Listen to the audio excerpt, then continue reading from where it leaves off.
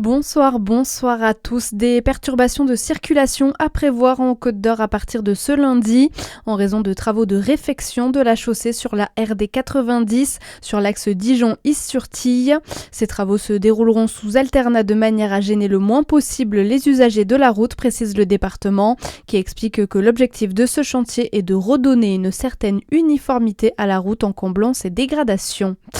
Plus de 1500 personnes attendues à Semur en Auxois ce mardi. Emmanuel Macron, Sébastien Lecornu, les présidents de l'Assemblée nationale et du Sénat et de nombreuses autres personnalités politiques seront présents aux obsèques de François Patriat.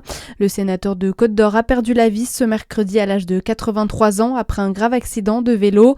Il sera inhumé après une cérémonie prévue à 10h à la collégiale Notre-Dame.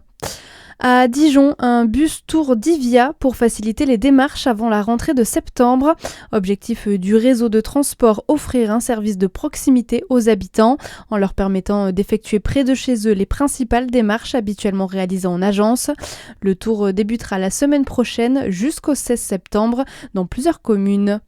Dans l'actualité également, le fils de Gisèle Pellicot dénonce le maintien des concerts de Patrick Bruel, alors que le chanteur est visé par 31 plaintes pour viol, tentative de viol ou agression sexuelle. 31 femmes ont pris le risque de parler et le silence des hommes, lui, n'a pas bougé d'un pouce, écrit David Pellicot sur Instagram. Plusieurs élus locaux se sont aussi opposés à ces concerts, notamment le maire de Montpellier. Patrick Bruel doit commencer une tournée en France en octobre. Et puis le Tour de l'Avenir en Saône-et-Loire, cette compétition majeure de cyclisme pour les moins de 23 ans, est arrivée à Saint-Vallier aujourd'hui, après 230 km depuis le Cher. Et c'est l'Italien Davide Stella qui s'est imposé. 4e étape demain en direction de Semur en Auxois. Voilà pour votre actualité. Excellente soirée sur Fréquence Plus.